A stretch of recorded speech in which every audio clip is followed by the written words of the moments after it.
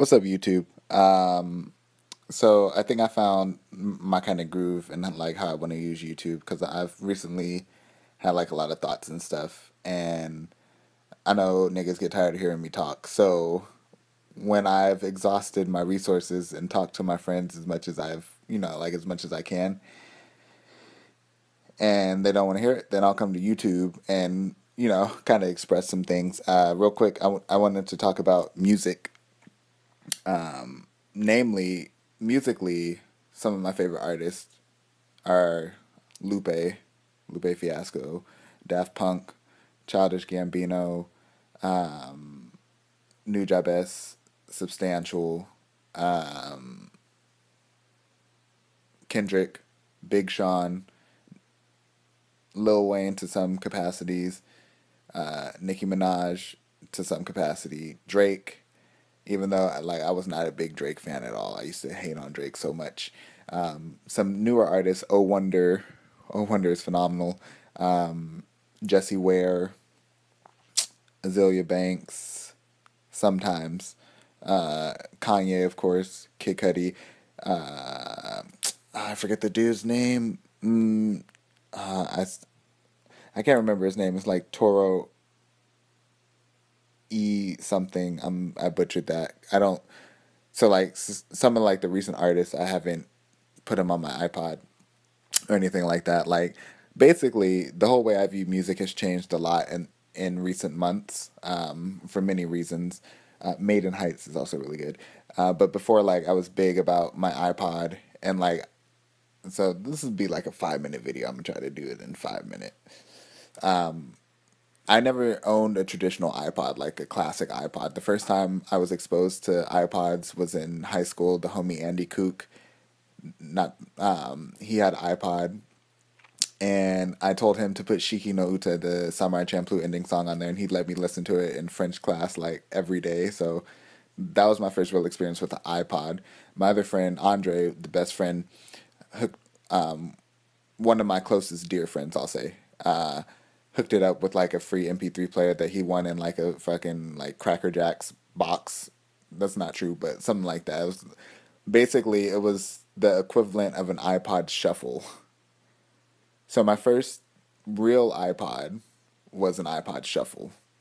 So I didn't have a screen. I could only hold like 90 songs at a time. That was the kind of deal. And but after that, I eventually got an iPhone, an iPod Touch, and since then, I'd always been like very personal about like putting my music on my iPod and listening to my music and that whole kind of self-centered, self-absorbed way that we get with our entertainment and our art. I went through that. And then recently I got back into the idea of like making mixtapes and like giving CDs to people because that's really dope. And I read like a BuzzFeed or something about doing that, and that process is really cool because my generation grew up like right after that was like after mixtapes and making mixes and CDs were the main mode of music transportation. Like we grew up just a little bit after that, so we had MP3s and iPods and MP3 players and yada yada yada.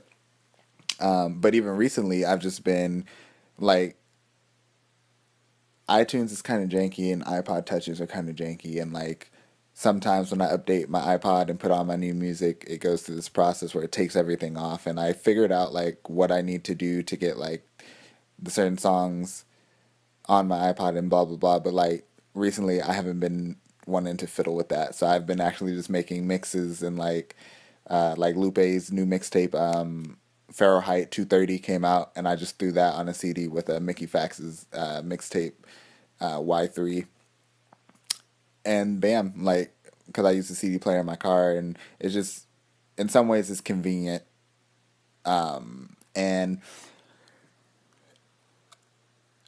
there was really no point in me mentioning that. I just was because I was about to listen to a song as I go to bed, and like what I wanted to say is like my taste has changed to the point that like I was introduced thanks to a good friend in Japan, to music that I just hadn't really listened to before, like the Red Hot Chili Peppers and stuff, and Jimi Hendrix. Like is in some ways it's embarrassing to say like I haven't listened to like these great artists, but like I just had a different trajectory growing up. I had a just like certain people aren't watching hood films the same way that I came to watch them eventually at some point. Like, or the fact that I hadn't seen Star Wars until like last week. I hadn't watched all of the Star Wars before, which is, you know, it's whatever. Like, there's no pecking order between like what entertainment you have to view at what time in your life.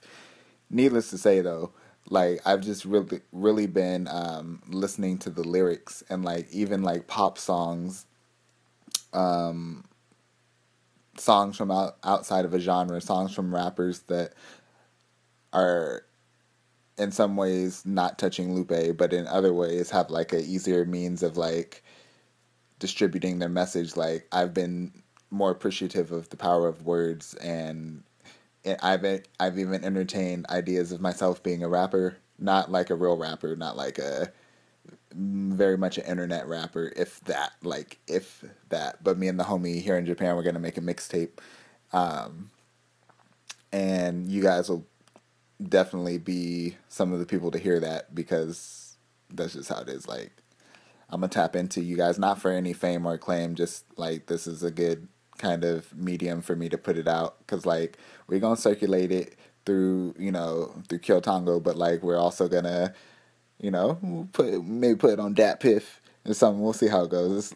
In some ways, it's a pipe dream. In other ways, it's just something fun and like why not kind of situation. But uh, it's a little longer than 5 minutes. I'll try to wrap it up in 8. So that means I got like a minute 5. But I really also like karaoke for the Westerners. Um, I guess for normal people, I'm just trying to sound cool. But that whole kind of process is really dope. Also, in Japan, the students do what's called recitation, and recitation is them reciting English songs in a manner of not singing them, just like as speeches. And I think that's very empowering. Like karaoke and recitation are two sides of the same coin, and like I've basically recently come to terms with like using my voice in a way that sounds good to me. Like I'm not a good singer by any means. I can't sing, but when there's certain songs that I hit in karaoke that you just be like, oh, okay, I see where you're coming from. Like it's the energy. It's not so much like comparing yourself to someone else. It's you being free and comfortable. And with that, dropping you with the invisible 4-finger peace sign. Talk to you guys later. Catch your kids out.